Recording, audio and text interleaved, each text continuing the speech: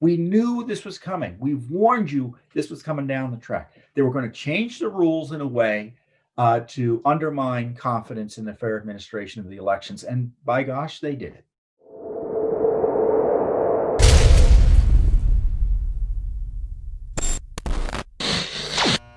I think I'll start with the current crisis, or the most significant current crisis, which is the concerns about election integrity, the fact that we had, according to the evidence I've been able to ascertain, a failed election. And what do I mean by a failed election? I mean an election that was conducted according to law in the key states, the battleground states we're talking about, that didn't result in in an outcome that frankly doesn't reflect the lawful votes of the state voters in the various battlegrounds. And by that I mean you had the states essentially break the law at the state level and arguably constitutionally to count ballots that shouldn't have been counted. And it was the counting of those illicit ballots that led to the certification that Joe Biden is set to be the next president. And that certification obviously occurred through the Electoral College that met this week. But of course, doesn't mean necessarily that it's over. And I know it's been frustrating to see courts refuse to take up and grapple with the lawlessness associated with the election. In fact, it was curious this week. I noticed there was a challenge to the way the elections for Senate are going to run in Georgia. I guess the Republicans are concerned, rightly so, that the same mess that led to the controversy over the presidential election outcome and counting and use of mail-in balloting in Georgia, it's all going to happen again in the Senate. So they're in court trying to fix the law. We're trying to get Georgia to follow the law. And I haven't read the decision, so this may not be actually in the decision, assuming one's out there. But one of the judges says, "Well, isn't it too early to talk about voter fraud? Isn't it speculative at this point?" So this is the reality of the judiciary. They say it's too early to sue about voting irregularities, election irregularities, and misconduct before an election. And then they say after the election, it's too late. So that's the catch-22 the judges are using to avoid reckoning with the rule of law. Now, of course, the state legislators, as I've explained to you repeatedly here, have independent authority to appoint electors under our constitutional system. It's called the Electors Clause. You can look it up. And so you had the Electoral College meet, or the electors for the Electoral College met in the various state capitals. So in places like Pennsylvania, Georgia, Wisconsin, Michigan, Arizona, you had also the Republican electors, the electors who committed themselves to voting for Trump, also meet and say they want to vote for Trump. Now, legally speaking, I don't know what the value of those people voting for Trump are in terms of the electors, but it does provide an alternative slate, practically speaking, because this is a policy debate now. This is a political debate by and large. This is a decision whether the state legislators want to continue to bless, as I call it, these compromised elections, these failed elections in their states. And as importantly, whether Congress wants to bless these failed elections in their states. Now, Mitch McConnell has told his senators, he doesn't want anything, at least reportedly. I don't know what actually happened. I wasn't there. These are leaks. Mitch McConnell doesn't want a fight on the Electoral College in the Senate. So this, again, is what will happen. And bear with me if you heard me talk about this before, but it's worth repeating. The Electoral College has met. They certified, they voted for Vice President Biden to be the next president. Well, that isn't finalized until Congress finalizes it by counting and essentially accepting the votes.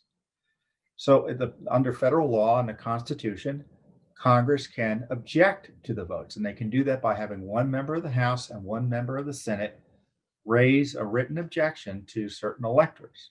So, for instance, Mo Brooks, who's the congressman from Alabama, who's already committed to objecting, if there's one senator on the other side, if there's one senator who also objects, it means that both the Senate and the House go their separate ways and debate the issue for 2 hours. Now, in the Senate, I think it's a straightforward up or down vote.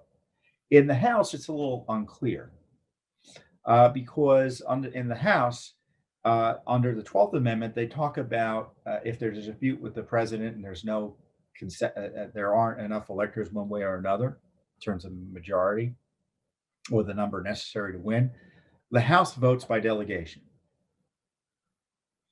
And if that happens, that means Republicans have the majority because they control more delegations than Democrats, even though Democrats have numerically greater numbers of Democrats in the House. So the real interesting question is, if there's an objection, does the House vote by delegation or by majority? Now, I think twice before it's been by majority, which obviously wouldn't turn out well for President Trump. But I don't know if that's right under the Constitution. I don't know if that's right under the Constitution. I've examined the law, I've examined the precedent here, and it's sketchy, to put it mildly. The law is not as clear as it could be. Precedent is there's not much precedent, and if there's objections even to how the House handles this, I don't know if the courts would step in, whether Vice President Pence, who would still be vice president, who would manage this whole system, this whole discussion in terms of he's the presiding officer when the House and the Senate meet on affirming electoral college votes. So I don't know how that will work. So anyone who tells you, oh, well, this is impossible, this can't be done, the law says this, the Constitution says this, and therefore Trump has zero chance. That's not true. That's not true. I mean, I've been doing this work at Judicial Watch for going on 23 years now, I think, entering my 23rd year.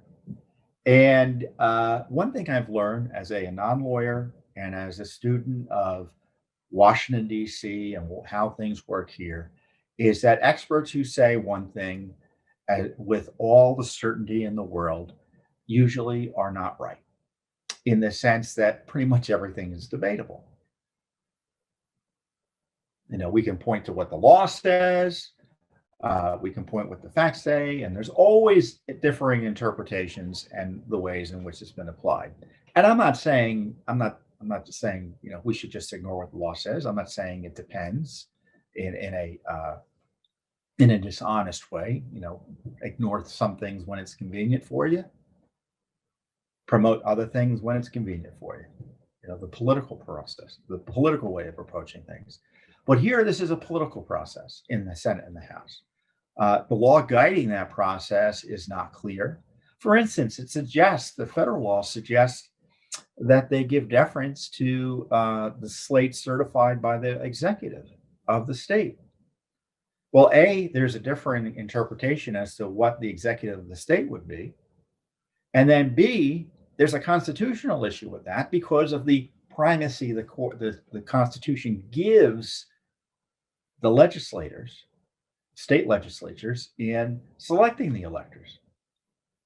So I don't know how that's going to turn out. So my point is that if we have one senator and one member of the House object to slates from states whose elections there are concerns about, which, as I said, are substantial and legitimate in my view, I don't know how it's going to turn out.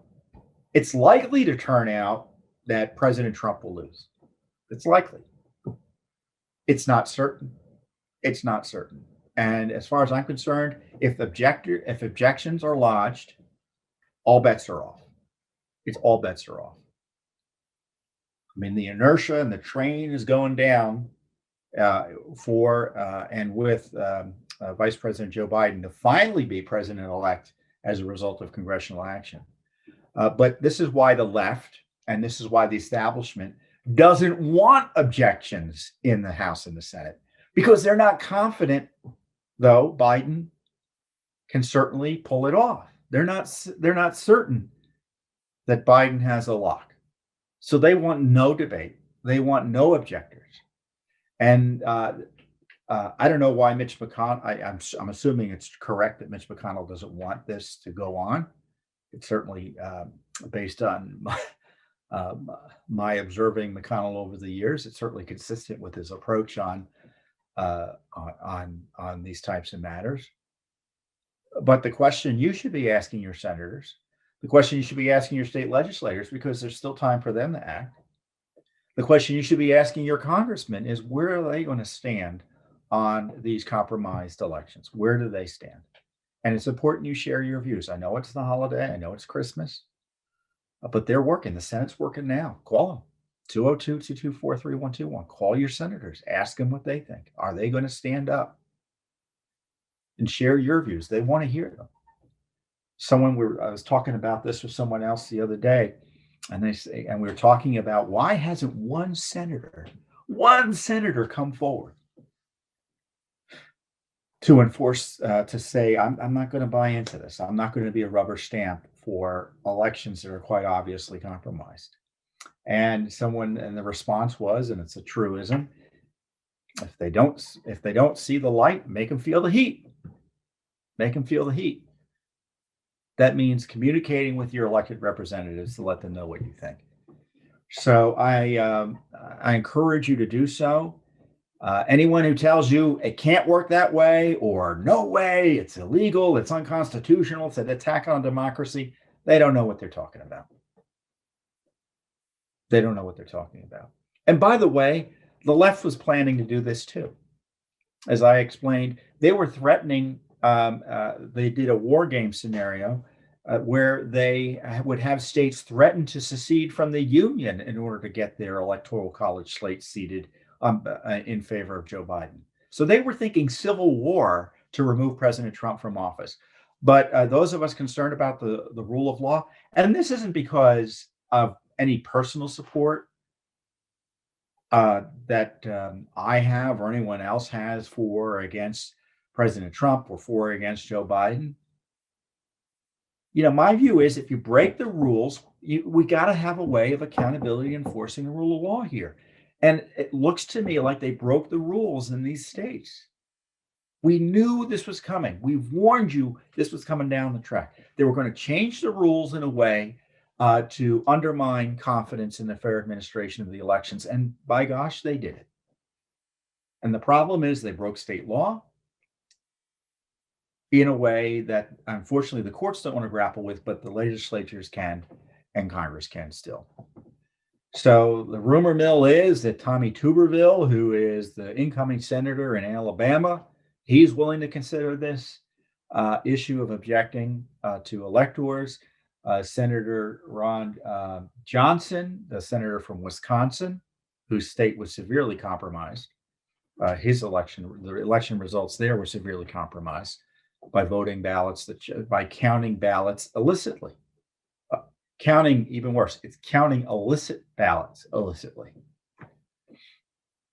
Gathering them contrary to law and then counting them contrary to law.